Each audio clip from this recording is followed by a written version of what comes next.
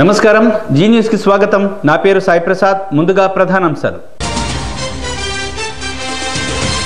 రోజా వైఖరిపై TDP వర్గీయుల నిరసన జంగారెడ్డిగూడెంలో దిష్టిబొమ్మ దగ్ధం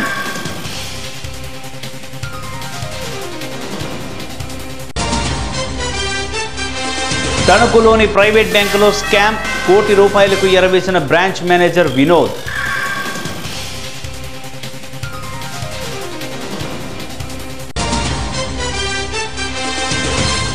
అనంతపురంలో అంతర్రాష్ట్ర దొంగల అరెస్ట్ 16 లక్షల నగదు స్వాధీనం చేసుకున్న పోలీసులు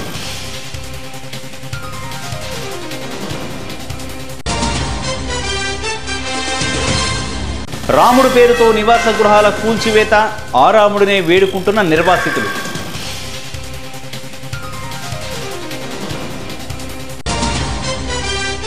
ఇక వివరాల్లోకి వెళితే పశ్చిమ గోదావరి జిల్లా జంగారెడ్డిగూడెంలో టీడీపీ పార్టీ మరియు దళిత నాయకులు వైకాపా ఎమ్మెల్యే రోజా దిష్టిబొమ్మను దగ్ధం చేశారు. అసెంబ్లీ సమావేశాల్లో దళిత నాయకురాలు మంత్రి పీతల సుజాతపై ఎమ్మెల్యే రోజా చేసిన అనుచిత వ్యాఖ్యలకు నిరసనగా వారు ఈ చర్యకు పూనుకున్నారు. పార్టీలో ఉన్నప్పుడు ఆవిడకి చంద్రబాబు నాయుడు గారు గౌరవమైన పదవి ఇస్తే ఆ పదవి నిలుపుకోలేక రౌడీజం చేయడానికి వీలు లేక నన్ను రేప్ చేస్తారా, నన్ను చంపుతారా, కేసు పెట్టిస్తారా అని ఒక జగన్మోహన్ రెడ్డి గారి సొంతం చేరి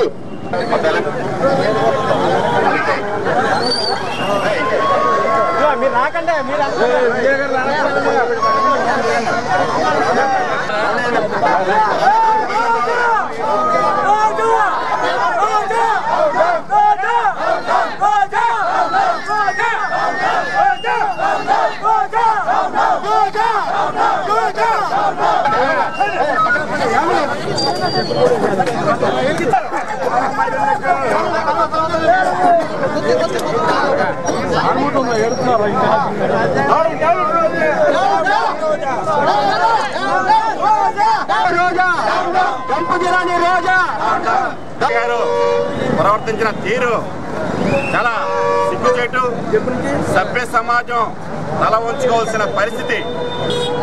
మరి జంపు జలానిగా ఉండి వివిధ పార్టీలు మారుతూ ఈ రోజున వైఎస్ఆర్సీపీలో చేరి మరి జగన్ గారు తను సైకిల్ తోటి రౌడీలా రెచ్చిపోయి చీరెత్తడం, మరి లాగున్నావు లేకపోతే అలాగున్నావు ఇలాగున్నావు చెప్పి మాట్లాడటం, రేప్ చేస్తారా అంటాం, ఇవన్నీ ఒక మహిళ మాట్లాడాల్సిన పరిస్థితి కాదు. కానీ ఒక గౌరవప్రదమైన శాసనసభ్యురాలుగా ఉండి మరి రోజున ఈ రకంగా మాట్లాడటం చాలా సిగ్గుచేటు, చాలా దారుణం. మరి ఈవిడ ఇప్పటికైనా తను చేసిన తప్పని తెలుసుకొని మన అసెంబ్లీలో ఉన్న తెలుగుదేశం ఎమ్మెల్యేలకి 13 జిల్లాల ఆంధ్ర ప్రజలకి ఆవిడ బహిరంగ క్షమాపణ చెప్పాలి. తూర్పుగోదావరి జిల్లా కిర్లంపూడిలో జడ్పీ మాజీ ప్రతిపక్ష నేత తోట నవీన్ నివాసంలో దొంగతనం జరిగింది. ఈ ఘటనలో గుర్తు తెలియని వ్యక్తి నవీన్ తల్లి తోట హేమలతను గాయపరిచి 8 కాసుల బంగారు ఆభరణాలను దోచుకెళ్లాడు.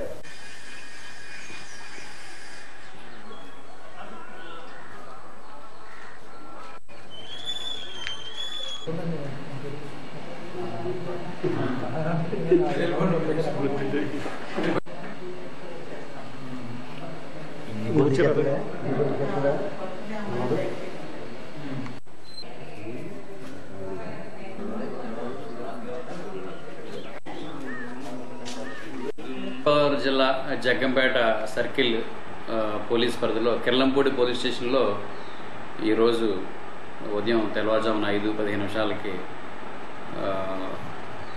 తోట హేమలత గారని ఒక 70 సంవత్సరాలు ఉంటాయి. ఈవిడ యొక్క మేడ్ సర్వెంట్ ఇంట్లో ఉంటారు. వాళ్ళ కొడుకులు కూతుర్లు కూడా అంత వివాహాలు అయిపోయి వేరే వేరే ప్రాంతాల్లో ఉంటున్నారు.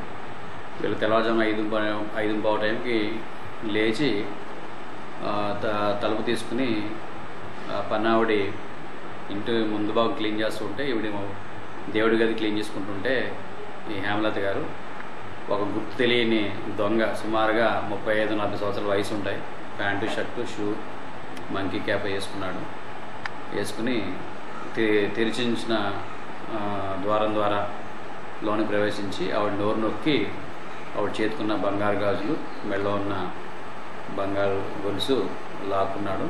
ఆవిడ నోరు నొక్కి కిందకి తోసేయడం వల్ల ఆవిడ కింద పడిపోయి ఆవిడకి పళ్ళుకి గాయం కూడా అయింది. అలాన్ని పరిశీలించాం. ఈ క్లూస్ టీము అలాగే డాగ్ స్క్వాడ్ కూడా వాళ్ళ సర్వీసెస్ కూడా పిలవడం జరిగింది. ఈ ఎఫర్ట్స్ అన్నీ చేసి త్వరలోనే దొంగని మేము పట్టుకోవడానికి ప్రయత్నం చేస్తాం. చిత్తూరు జిల్లా శ్రీకాళహస్తి పట్టణంలోని వైష్ణవి కోనేరు నందు చించుముని అనే అడ్వకేట్ ఎప్పటిలాగే స్నానానికి వెళ్లి ప్రమాదవశాత్తు కోనేరులో పడి మృతి చెందాడు. ఈయన శ్రీకాళహస్తి కోర్టులో లాయర్గా విధులు నిర్వహిస్తున్నారు. లాయర్ మృతి చెందడంతో వైష్ణవి కోనేరు నందు బంధువుల ఆర్తనాదాలతో విషాద ఛాయలు అలుముకున్నాయి. ఇప్పటి వరకు ఈ కోనేరులో పడి 16 మంది మృత్యువాత పడ్డారని, ఇకనైనా దేవస్థానం అధికారులు ఇలాంటి సంఘటనలు పునరావృతం కాకుండా తగిన ఏర్పాట్లు చేయాలని స్థానికులు కోరుకుంటున్నారు.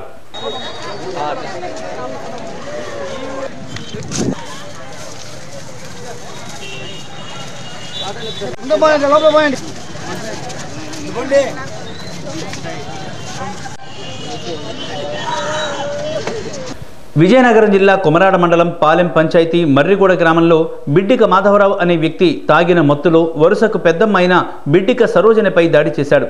గాయపడిన ఆమెను ఆసుపత్రికి తరలించగా ఆమె చనిపోయినట్లు ఆసుపత్రి వర్గాలు తెలిపాయి.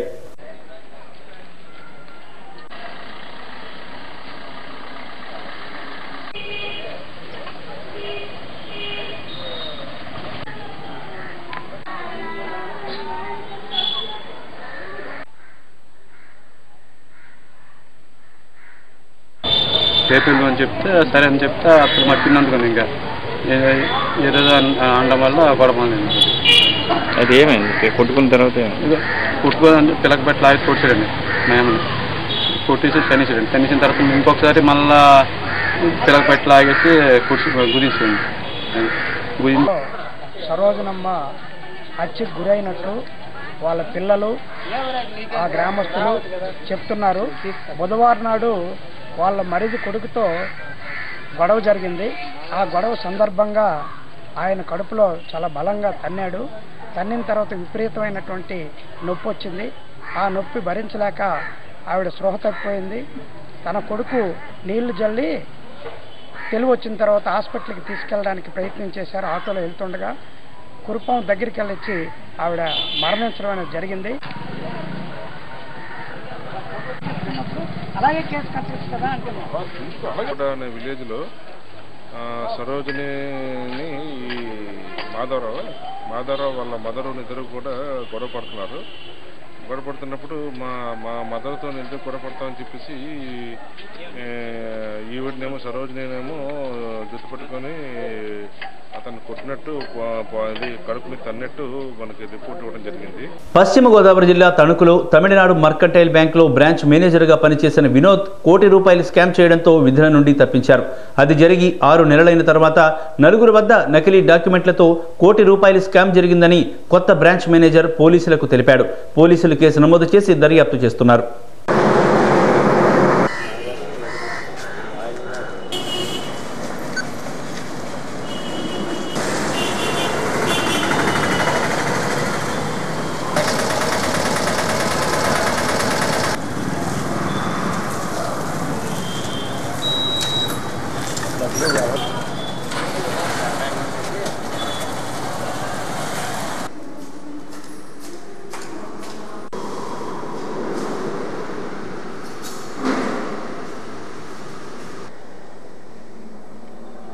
మార్కెటింగ్ బ్యాంక్ అనే దాని మీద గతంలో మేనేజర్గా పనిచేసినటువంటి వినోద్ రాజు అనే అతను ఓవర్ డ్రా అట్లాగే ఫేక్ విత్డ్రా చేసి దాని మీద గతంలో కూడా కేసు రిజిస్టర్ చేయడం అందరికీ తెలిసిందే. సుమారుగా 1.5 కోటి వరకు దాంట్లో ఫ్రాడ్ చేయడం జరిగింది. దాంట్లో మేనేజర్ అరెస్ట్ చేయడం, కొంత ప్రాపర్టీ రికవర్ చేయడం జరిగింది. నిన్నటి రోజున అంటే 17/3/2015 ప్రస్తుతం పనిచేస్తున్నటువంటి బ్యాంక్ మేనేజర్ గారు రిపోర్ట్ తీసుకొచ్చి ఇవ్వడం జరిగింది.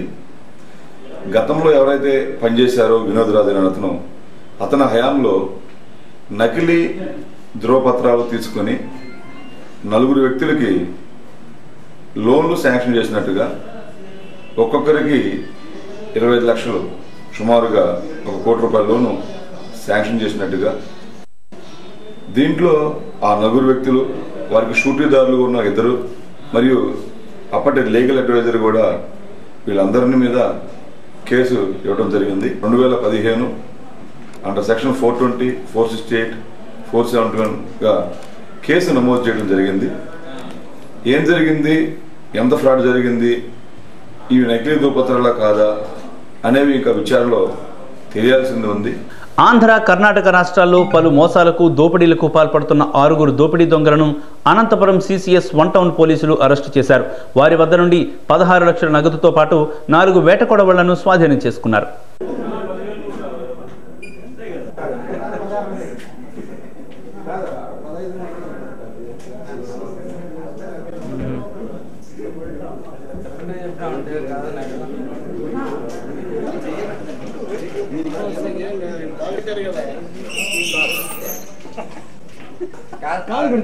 అవి నవ్వుతూ కాదు, సీరియస్ కదా.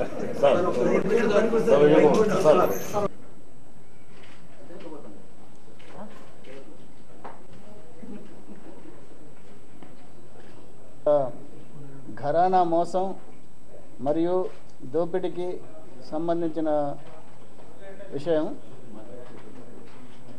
దీంట్లో కర్ణాటకకు చెందిన ఒక 4,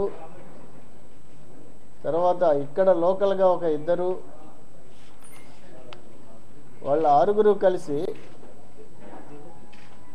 మా దగ్గర అమౌంట్ ఎక్కువగా ఉంది, అది హవాలా రూపంగా మాకు వచ్చింది, మీరు ₹1,00,000 ఇస్తే మేము మీకు 3 లక్షలు ఇస్తాము అని చెప్పేసి వాళ్ళని మభ్యపెట్టి మోసం చేసి వీరన్న అనే అతని దగ్గర నుంచి రిపోర్టు తీసుకొని కేసు రిజిస్టర్ చేయడం జరిగింది. తర్వాత నిన్న వీళ్ళ 6 CCS DSP గారు వాళ్ళ సిబ్బందితోటి కలిసి రైడ్ చేసి వాళ్ళ దగ్గర నుంచి 16 లక్షల క్యాష్ సీజ్ చేయడం జరిగింది. 4 కత్తులు కూడా, వేట కొడవళ్ళు అవి సీజ్ చేయడం జరిగింది. ముఠాకి సంబంధించి నిన్న ముచ్చుకోట ఆనంద్ కుమారు, ఆంజనేయులు అలియాస్ అంజి, వీళ్ళిద్దరూ బుక్కరాయ సముద్రం మండలానికి చెందిన వాళ్ళు. తర్వాత బెంగళూరు, కర్ణాటక బెంగళూరు వాళ్ళు వచ్చేసి కృష్ణసింగ్, కాపు తిప్పేస్వామి, మైలారపు దొడ్డగౌడ, మహదేవయ్య రుద్రేష్ అనే వీళ్ళని అరెస్ట్ చేసి ఈరోజు కోర్టులో పెడుతున్నాము.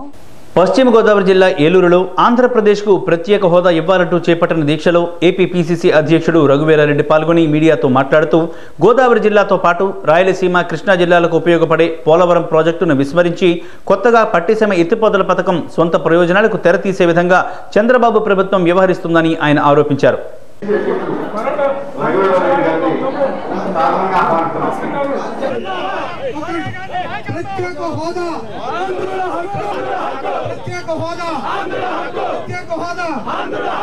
గోదావరి జిల్లాలోనే దాదాపు 10.5 లక్షల ఎకరాలకు నీళ్లు వచ్చేటువంటి ప్రాజెక్టు గాలికి వదిలేసి శాశ్వతంగా రాయలసీమ కరువును తరిమి కొట్టేటువంటి అవకాశం ఉన్నటువంటి ప్రాజెక్టును వదిలేసి ఈరోజు పట్టిసీమన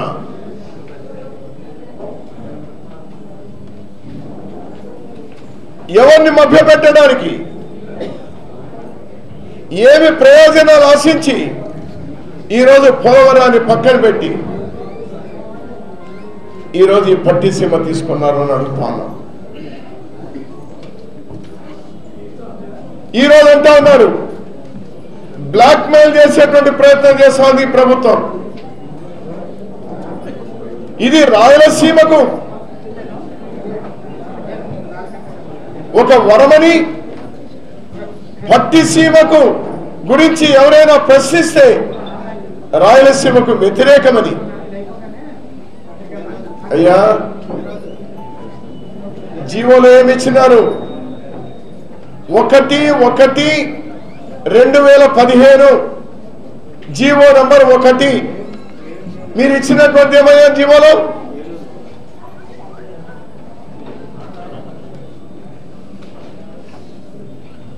మీరు ఇచ్చినటువంటి ఇండస్ట్రీస్ కోసం మీ జీవో చూడండి. మీరు ఇండస్ట్రీస్ కోసం అని ఇచ్చినారు, లేక గృహావసరాలకని ఇచ్చినారు? ఎక్కడైనా ఇరిగేషన్ అనే మాట మాట్లాడినారు?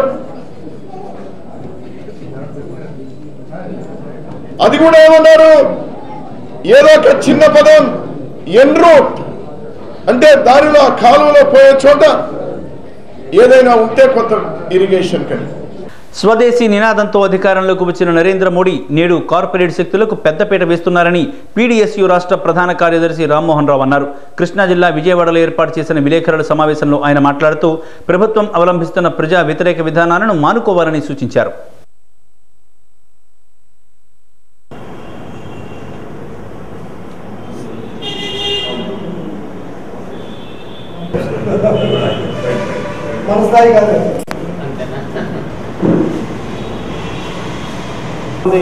ఈ సమస్యలన్నింటినీ కూడా ప్రభుత్వం దృష్టికి తీసుకొచ్చి పెద్ద ఎత్తున ఉద్యమాల ద్వారా ప్రభుత్వాన్ని తరలించే విధంగా ఉద్యమాలు చేపట్టాలని పీడీఎస్ సెంట్రల్ కమిటీ పిలుపులో భాగంగా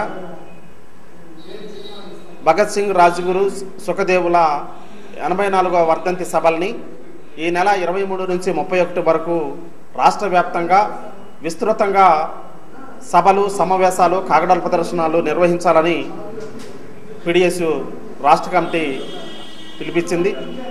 ఈ పిలుపులో భాగంగా ఈ రాష్ట్రంలో కేంద్ర రాష్ట్ర ప్రభుత్వాలు విద్యారంగాన్ని కాషాయీకరణ వైపుగా మత బోధనాలని ప్రవేశపెట్టే దిశగా అడుగులేయడం అనేటువంటిది జరుగుతూ ఉంది.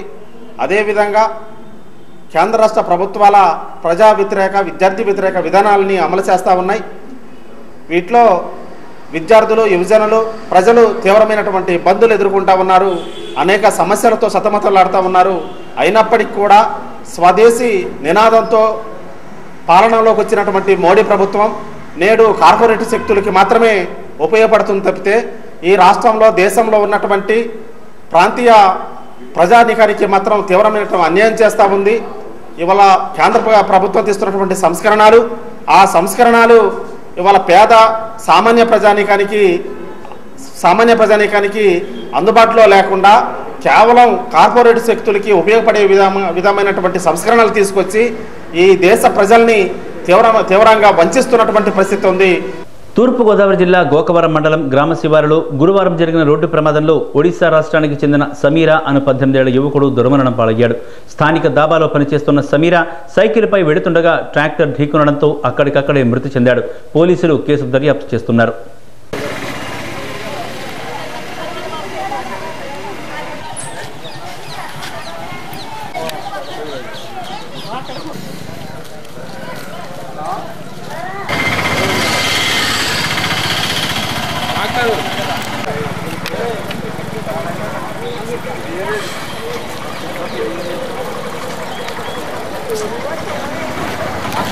కృష్ణా జిల్లా విజయవాడ సబ్ కలెక్టర్ కార్యాలయం ఎదుట కాంగ్రెస్ పార్టీ చేపట్టిన దీక్ష 4వ రోజుకు చేరుకుంది.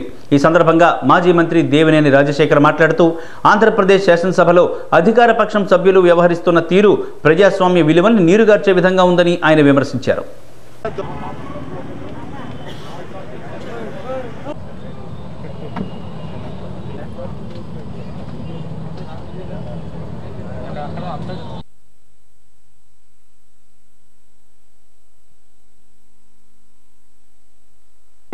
కాంగ్రెస్ అని ఒకరినో ఇద్దరినో పంపించాడు. తెలుగుదేశం ఆఫీసును మొత్తాన్ని కూర్చోబెట్టాడు. మీకున్న డౌట్స్ అంటే చెప్పండి అన్నాడు. ప్రతి ఒక్కరి రివ్యూ మీకు గుర్తుందో లేదో తనకు తెలుసున్నంత వరకు సబ్జెక్ట్ని అడ్డగోలు సబ్జెక్టు వాడు ఏ పాయింట్ అయితే లేవనిచ్చాడు దాని తనకు నిజంగా అడ్డగోలుగా అసెంబ్లీని వాడుకోవటమే కాకుండా తన యొక్క దుర్బుద్ధి బయటపడుతుందనే ఉద్దేశంతో మనిషి యొక్క ఆవేశాన్ని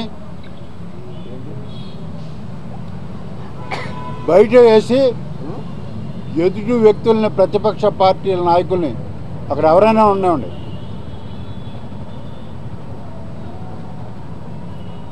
తను నోటితో ఇష్టం వచ్చినట్టు మాట్లాడతాం కాకుండా ఇదే నీకు సిగ్గుందా అని అడిగితే క్షమాపణ చెప్పమన్నటువంటి ముఖ్యమంత్రి నిన్న నీకు సిగ్గుందా, లజ్జుందా, నువ్వు అసలు మనిషివేనా, ఇటువంటి భాష శాసనసభలో ప్రయోగించడం అంటే ఇంతకన్నా ఘోరం ఏమైనా ఉందా అని నేను అడుగుతున్నా. 13 సంవత్సరాల గిరిజన బాలికకు గర్భనిర్ధారణ పరీక్ష చేయించుకోమని సూచించాడు ఆశ్రమ పాఠశాల ప్రధానోపాధ్యాయుడు. తూర్పుగోదావరి జిల్లా రాజవోమంగి మండలం జడ్డంగి ఆశ్రమ పాఠశాలలో 8వ తరగతి చదువుతున్న గిరిజన విద్యార్థినిని ఆ పాఠశాల ప్రధానోపాధ్యాయుడు గర్భనిర్ధారణ పరీక్ష చేయించారని ఏఎన్ఎంకు తెలిపాడు.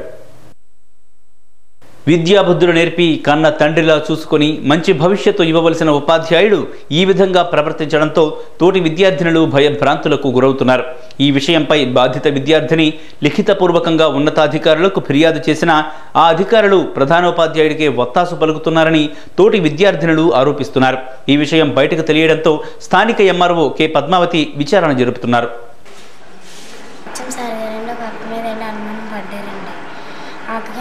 టెస్ట్లు కూడా చేయించారండి. ఏమైంది? టెస్ట్లో ఏమొచ్చింది? ఏం లేదని వచ్చిందండి. ఎందుకు సార్ అలా చేశారు? తెలియదండి. ఒక అమ్మాయి నుండి సార్ మీద అనుమానం పడండి, హాస్పిటల్కి తీసుకెళ్ళండి. ఏం చేయించారు? ప్రెగ్నెంట్ టెస్ట్ చేయించారండి. ఏ సార్ పంపించారు? అమ్మా హెచ్ఎం గారండి. ఏం పేరు హెచ్ఎం గారి పేరు? సుందర్రావు. నువ్వు ఏ స్కూల్లో చదువుతున్నావు? ఏ ఊరు? ఆరోగ్య విషయంలో రొటీన్గా జరుగుతున్న కార్యక్రమం సార్. ప్రతిరోజు మేము 10:30 గంటలకి హాస్పిటల్కి ఎవరు బాగోలేదు పంపిస్తుంటాము. అదేవిధంగా ఆ రోజు ఆ పిల్ల కొద్దిగా నీరసంగా ఉందని ఆ పిల్ల కూడా ఆ పిల్లతో పాటు 5-6 పంపించండి. రాజు తలుచుకుంటే కొరడా దెబ్బలకు తావే లేదు అన్న చందంగా దేవుని పేరుతో ప్రభుత్వాధికారులు నివాస గృహాలను కూల్చివేసిన సంఘటన కడప జిల్లా ఒంటిమిట్టలో చోటు చేసుకుంది. ఈ తీరుకు స్థానిక నిర్వాసితులు చూస్తూ ఉండడం తప్ప చేసేదేమీ లేక శ్రీరామ శ్రీరామ అంటూ నిలిచిండిపోయారు. కడప జిల్లా ఒంటిమిట్ట శ్రీ కోదండరాముని రమణీయ కళ్యాణం ప్రభుత్వ లాంఛనాలతో నిర్వహించనున్న సందర్భంగా భక్తుల సౌకర్యార్థం స్వామివారి మాడవీధుల విస్తీర్ణంలో భాగంగా మొదట ఆలయానికి దక్షిణం వైపున ఉన్న నివాసితులను ఇళ్లు ఖాళీ చేయించి గృహాలు కూల్చివేశారు. అక్కడ ఉన్న నివాసితులను ప్రస్తుతానికి పలు శిబిరాలకు తరలించారు. ఈ సందర్భంగా రాష్ట్ర ప్రిన్సిపల్ సెక్రటరీ జిఎస్వి ప్రసాద్, దేవాదాయ శాఖ కమిషనర్ వైవి అనురాధ, శాసనసభ్యుడు మేడా మల్లికార్జునరెడ్డి జరుగుతున్న పనులపై సమీక్ష నిర్వహించి గృహాలు కూల్చివేసిన స్థలాలను పరిశీలించారు. ఈ నెల 28 నుండి జరిగే శ్రీరామనవమి ఉత్సవాల అనంతరం గృహాలు కోల్పోయిన వారికి ప్రభుత్వ ఖర్చులతో శ్రీరామ్ నగర్ పేరిట ఇండ్లు నిర్మించి తగు రీతిలో అందజేస్తామని హామీ ఇచ్చారు. అంతవరకు సంయమనం పాటించి ఒంటిమిట్టను అభివృద్ధి పథంలో నడిపించడానికి సహకరించండి కోరారు.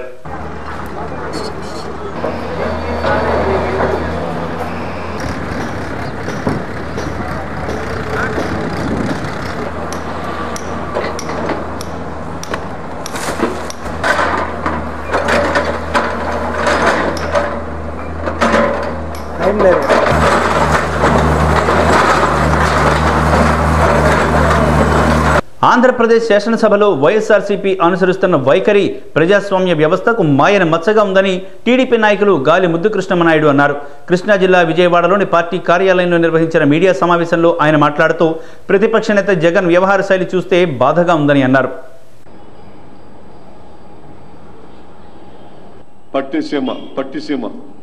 పట్టిసీమ అని చెప్పినది ఈ యొక్క కృష్ణా డెల్టాకి ఒక ఆయువు పట్టు, గుండెకాయ మార.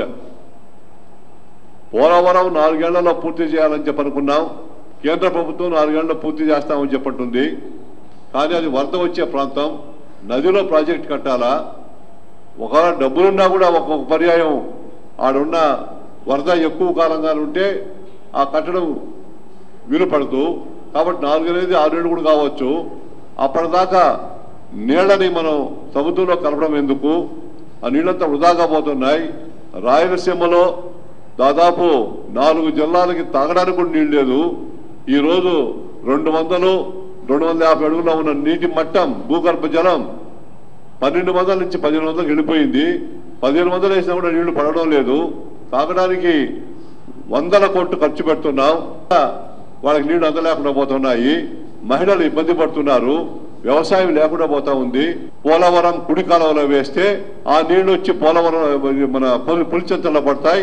తద్వారా ఇక్కడున్న ఈ యొక్క ప్రకాశం బ్యారేజ్ కింద ఉన్న 10 లక్షల ఎకరాలు స్థిరీకరణ జరుగుతుంది అని చెప్పని ప్లాన్ చేశారు. ఆంధ్రప్రదేశ్కు ప్రత్యేక హోదా, సీమకు ప్రత్యేక ప్యాకేజీ వంటి అంశాలను పార్లమెంటులో చట్టం చేసినా బీజేపీ సర్కార్ వాటిని అమలు చేయకపోవడం సిగ్గుచేటని మాజీ మంత్రి శైలజానాథ్ అభిప్రాయపడ్డారు. కడప జిల్లా కడప కలెక్టరేట్ ఎదుట చేపట్టిన కాంగ్రెస్ పార్టీ దీక్షా శిబిరాన్ని మాజీ మంత్రి శైలజానాథ్, మాజీ ఎమ్మెల్యే షాజహాన్ సందర్శించి తమ మద్దతు తెలిపారు. మిత్రులారా, ఆంధ్రప్రదేశ్కు ప్రత్యేక హోదా కల్పించాలనే డిమాండ్ పోలవరానికి తక్షణం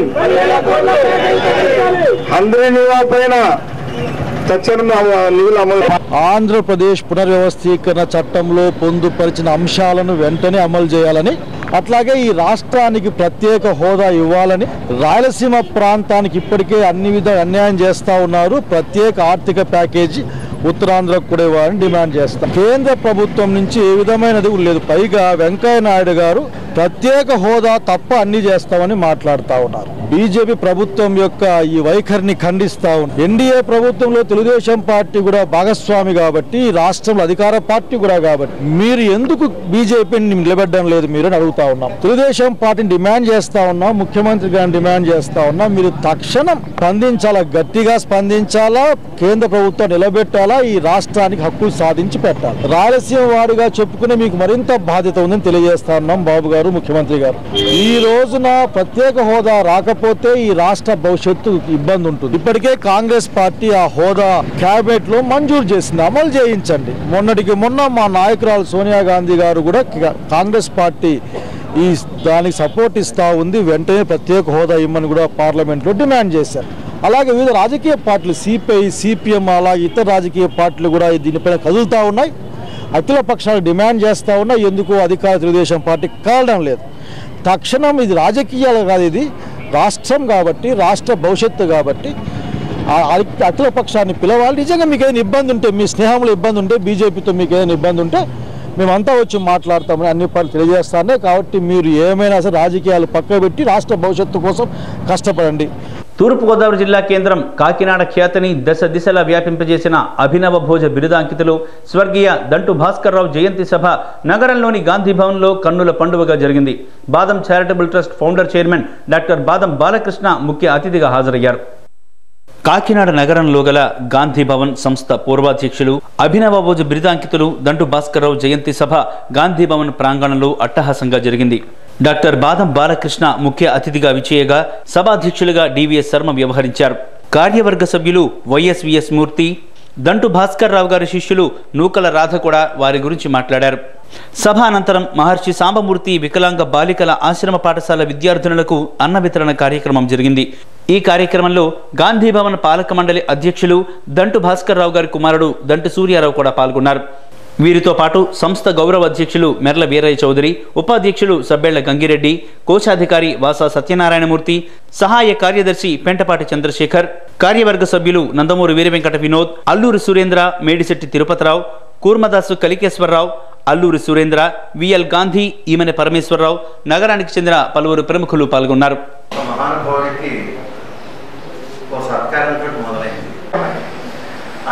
చాలా మంది లాభం కూడా పొందారు. చాలా కవుల్ని వాటిని పోషించడం, సంగీత సాహిత్యాలను పోషించడం, నాటక సంస్థలను పోషించడం.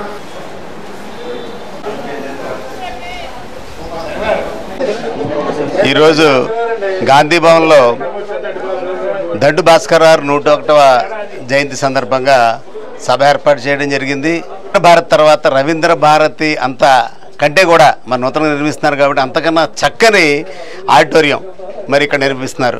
మరి సెపరేటెడ్ ఆంధ్రప్రదేశ్, నవ్య ఆంధ్రప్రదేశ్లో ఇంతకు మించిన ఆడిటోరియం లేదని చెప్పే దాని తలదన్నే రవీంద్రబాద్ తలదన్నే రీతిలో నిర్మిస్తున్నటువంటి ఇటువంటి ఆడిటోరియానికి ప్రజలందరూ కూడా సహకరించాలి. ఇది కాకినాడలో ఉన్నందుకు కాకినాడ చుట్టుపక్కల ప్రాంత ప్రజలందరూ కూడా గర్వించాలి. బులెటిన్ ముగించే ముందు ప్రధానాంశాలు మరోసారి. రోజా వైఖరిపై టీడీపీ వర్గీయుల నిరసన, జంగారెడ్డిగూడెంలో దిష్టిబొమ్మ దగ్ధం.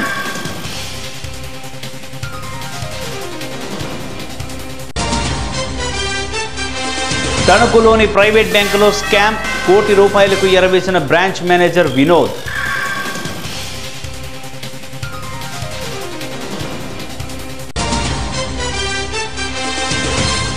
అనంతపురంలో అంతర్రాష్ట్ర దొంగల అరెస్ట్, 16 లక్షల నగదు స్వాధీనం చేసుకున్న పోలీసులు.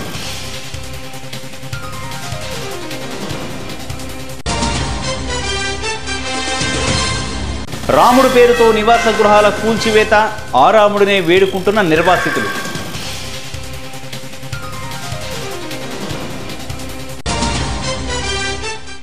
ఇవి ఈ బులెటిన్ విశేషాలు. మరిన్ని తాజా వార్తా విశేషాల కోసం చూస్తూనే ఉండండి జీ న్యూస్. ఇది ప్రజాగళం.